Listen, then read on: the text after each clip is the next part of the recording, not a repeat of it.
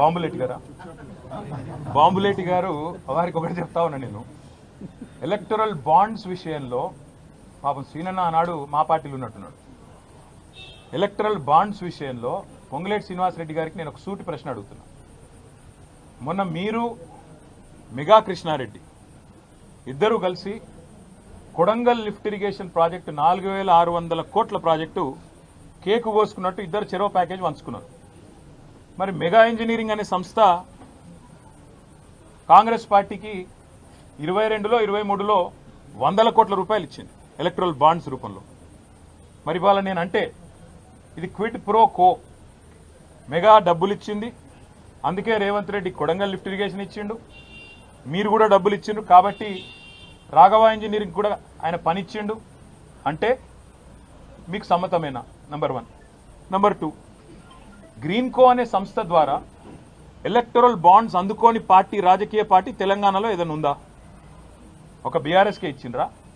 కాంగ్రెస్కి ఇయ్యలే, బీజేపీకి ఇయ్యలే, టీడీపీకి ఇయ్యలే, వైసీపీకి ఇయ్యలే, మరి అందరికి ఇచ్చిండ్రు కదా, మా మీద ఏడుపెందుకు? ఇంకోటి నేను అడిగేది, క్విడ్ ప్రోకో అంటే ఏంటంటే అసలు ఆ మాటకు అర్థం తెలుసు ఆయనకు? క్విడ్ ప్రోకో అంటే నీకింత నాకింత. సరే ఆయన నాకు ఇచ్చిండు అనుకుందాం, నేనేమో ఆయనకి ఇచ్చిన? చెప్తాడా? రుజువు చేస్తావా? ఆయనకి ఏమొచ్చింది ఇలా? మీరు చెప్పురు నాకు, దయచేసి నాకేం అర్థమవుతుంది. క్విడ్ ప్రోకో అనే మాటకి ఏంది? నీకు ఇది నాకు అది. సరే ఆయన నాకు ఇచ్చిండు, నేను ఆయనకి ఏమి ఇచ్చిన భయ్? చూపెట్టు.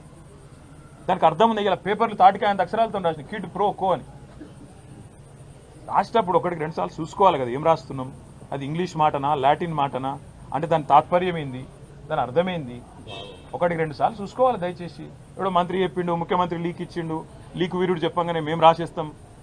ఇట్లయితే ఎట్లా? అడ్వర్టైజ్మెంట్ల కోసం ఇట్లనా? దయచేసి నేను కోరేది మీడియాను కూడా, మీరు 1-2 సార్లు ఫ్యాక్ట్ చెక్ చేయండి బాధ్యతగా. ఎందుకంటే యువర్ 4th ఎస్టేట్, డెమోక్రసీలో 4వ స్తంభం మీరు. ఒక స్తంభం అబద్ధాలు ఆడుతుంటే, దాగుడు మూతలు ఆడుతుంటే, సగం సగం ఇన్ఫర్మేషన్ ఇచ్చి అర్ధసత్యాలు ప్రచారం చేసే ప్రయత్నం చేస్తుంటే దాన్ని ఫ్యాక్ట్ చెక్ చేయకపోతే తప్పు కదా. ఎక్కడ క్విడ్ ప్రోకో? నేను ఈరాలను సూటిగా అడుగుతున్నా. మెగా ఇంజనీరింగ్ అనే సంస్థ మాకు కూడా ఇచ్చిందండి, అది కూడా చెప్తున్నాను. మళ్ళీ ఇంకేదో దివాలా కోర్ స్టోరీ స్టార్ట్ చేస్తారు. లేకపోతే అందరికి ఇచ్చిండు ఆయన. కాంగ్రెస్కి ఇచ్చిండు, బీజేపీకి ఇచ్చిండు, టీఆర్ఎస్కి ఇచ్చిండు, అందరికి ఇచ్చిండు. మరి మెగా ఇంజనీరింగ్ ఆ రోజు పైసలు ఇచ్చింది కాంగ్రెస్కు, తర్వాత రేవంత్ రెడ్డి కొడంగల్ లిఫ్ట్ ఇరిగేషన్ ఇచ్చిండు. మరి అది క్విడ్ ప్రోకోనా?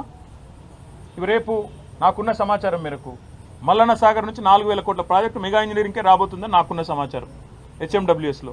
అది కూడా క్విడ్ ప్రోకోనా? హైదరాబాద్కు తాగునీటి చెప్తున్నారు కదా, మూసీ అని ఉన్నది, మూసీ ప్రాజెక్ట్ అని మాట్లాడుతున్నారు, అది కూడా ఆల్రెడీ మెగాకు మాట్లాడినట్టు. ఇదంతా కూడా క్విడ్ ప్రోకోనా? నేను ఇంకొక మాట అడుగుతున్నా. మెగా ఇంజనీరింగ్ బ్యాన్ చేయాలని చెప్పి సుంకిశాలలో కూలిపోయిన తర్వాత, రిటైనింగ్ వాల్ కూలిపోయిన తర్వాత హెచ్ఎండబ్ల్యూఎస్ రిపోర్ట్ ఇచ్చింది బ్లాక్ లిస్ట్ చేయమని. మరి ఎందుకు చేస్తలేవు? క్విడ్ ప్రోకోనా? ఆయన ఇచ్చిన ఎలక్ట్రల్ బాండ్స్కు ప్రతిఫలం నిలుచుకుంటున్నావా? చెప్తావా సమాధానం దీనికి? అందుకే నేను అంటున్నా, మాట్లాడేటప్పుడు ఒళ్ళు దగ్గర పెట్టుకొని మాట్లాడాలి. ఒక కాంట్రాక్టర్ మంత్రి, ఒక బ్రోకర్ ముఖ్యమంత్రి, ఇట్లే వస్తాయి మాటలు. ఏం చేయాలి మరి? వాళ్ళకి తెలిసిన రాజకీయం గిది. ఇగో నేను చెప్తున్నా కదా, ఇగో పాపం ఆయనకు ఏదో కొత్తగా మంత్రి పదవి వచ్చింది, ఆగబట్టుకోలేకపోతున్నాడు. అన్నీ బయటకు వస్తాయి బ్రదర్. యోలోల దగ్గర రియల్ ఎస్టేట్ ప్రాజెక్టులు గుంజుకుంటుండు, ఏ భూములు 30-40% రాయించుకుంటుండు. టైం వస్తుంది, ప్రతిదానికి టైం వస్తుంది. ఎగిరితపడద్దు. ఎగిరితామంటే ఆయనకు అర్థమవుతుందో లేదో చెప్పురి. ఇగో బ్రదర్, ఇగో 1 ఇయర్ నుంచి ఈ టైం పాసే నడుస్తుంది. మళ్ళీ చెప్తున్నా నీకు, 1 ఇయర్ నుంచి ఇదే టైం పాస్. మీకు మంచిగా నడుస్తుంది కాలక్షేపం ఈ సన్నాసులతో. ఎందుకంటే కొద్దిసేపు ట్యాపింగు, కొద్దిసేపు కాళేశ్వరము, కొద్దిసేపు జన్వాడ, అదేందో వాడేదో బ్రహ్మ పదార్థం ఉంది, ఇంకొన్ని రోజులు డ్రగ్స్, ఇంకొన్ని రోజులు ఇంకోటి హైడ్రా. ఈ డ్రామాలు తప్ప రైతులు ఎక్కడ వాయే, రైతు భరోసా ఎక్కడ వాయే, నువ్వు ఇచ్చిన 420 హామీలు ఎడవాయే, 6 గ్యారెంటీలు ఎడవాయే, తులం బంగారం ఎడవాయే, స్కూటీ ఎడవాయే, ఒక్కరని అడుగుతురా బ్రదర్ మీరు? ఎంతసేపు ట్యాపింగు, కాళేశ్వరము, ఇది అది పెట్టు.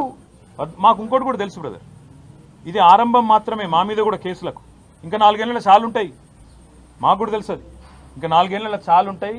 అన్ని ఎదుర్కొంటాం. అన్నిటికీ ఇవాళ రక్షణ కవచంలాగా ఈ దేశంలో న్యాయ వ్యవస్థ ఉంది. ఇలాంటి దుర్మార్గుల పన్నాగాలను అడ్డుకోవడానికి నాకు భారత రాజ్యాంగం ఒక పౌరుడిగా అంబేద్కర్ గారు అందించిన హక్కు న్యాయ వ్యవస్థ. తప్పకుండా న్యాయ వ్యవస్థ మీద మాకు గౌరవం ఉంది, సంపూర్ణమైన విశ్వాసం ఉంది. అక్కడే న్యాయ పోరాటం చేస్తాం. ఇంకా చాలా ఉంది మాట్లాడేది, కానీ ఇవాళ వద్దు. ఇవాళకి చాలు ఎందుకంటే మళ్ళా మస్తుగుంది మాట్లాడేది బరాబర్ మాట్లాడు థ్యాంక్ యూ